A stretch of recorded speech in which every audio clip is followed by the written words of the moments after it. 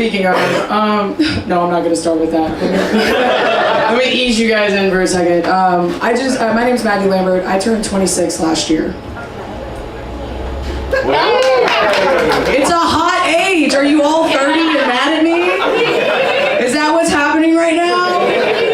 Okay, because I'm 26. The only thing I have to offer to society is being hot. I don't know anything. I like being 26, though. I do.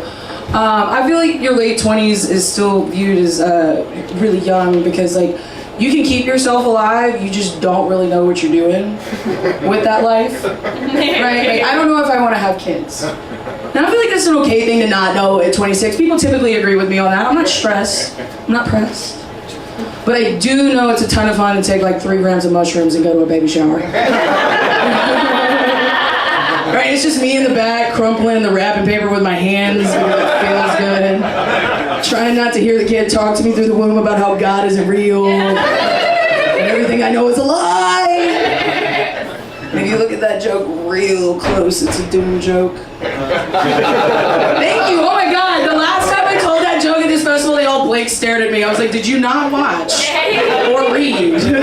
Be cultured, goddammit. That's funny. That's a funny joke. I'm going to tell it whether people laugh or not. I'm this isn't about you guys. I know you think it is, but I'm a narcissist. This is about me. This is about me. I like men, even though I look like I beat them up for fun.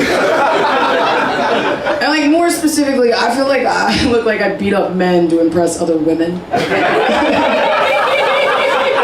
You know, like I feel like it's a vibe I bring to, not a bad vibe to bring to the table. But you know, I'm straight and I'm single.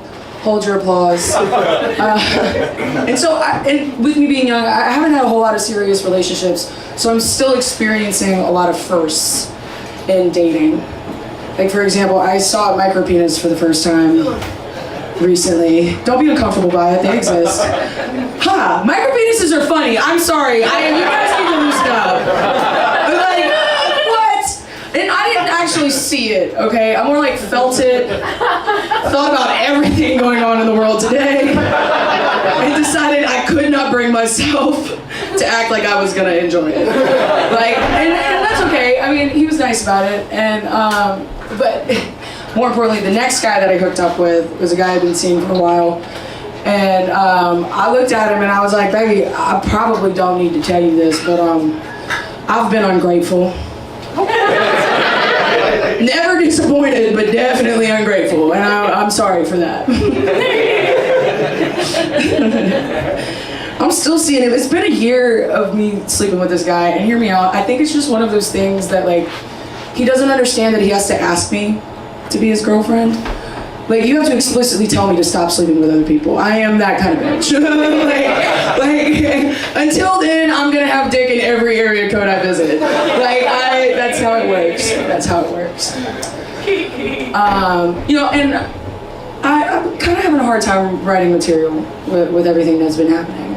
I mean, for example, mostly because I think the funniest thing that could happen happened. And that is Charlie Kirk getting shot.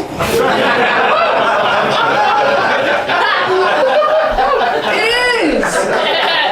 He didn't have to die for it to be funny, guys.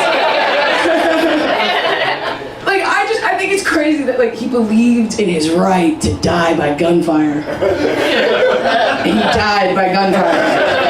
And then we DM'd it to each other on a Tuesday afternoon. I was eating a club sandwich when they shot Charlie Kirk. Like, we were all doing regular shit when that happened. And I don't know, I kind of think of it as like, you know how like Joe Rogan's whole thing is like, I'm not gonna get the COVID vaccine. It would be funny if Joe Rogan got COVID and died. It would. If like your whole thing took you out, your whole stance killed you. It's just, it's the irony. It's great. I love it.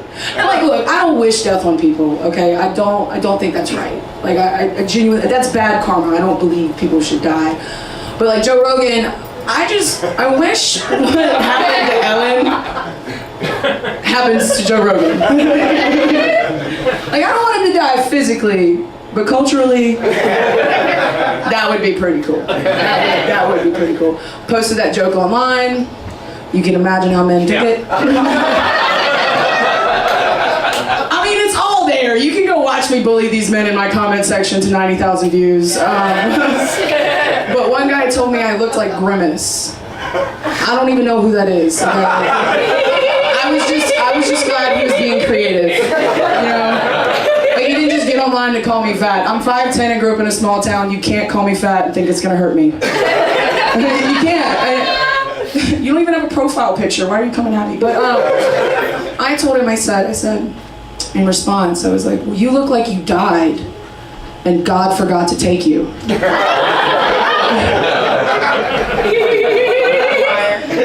It was amazing. I'm not gonna lie.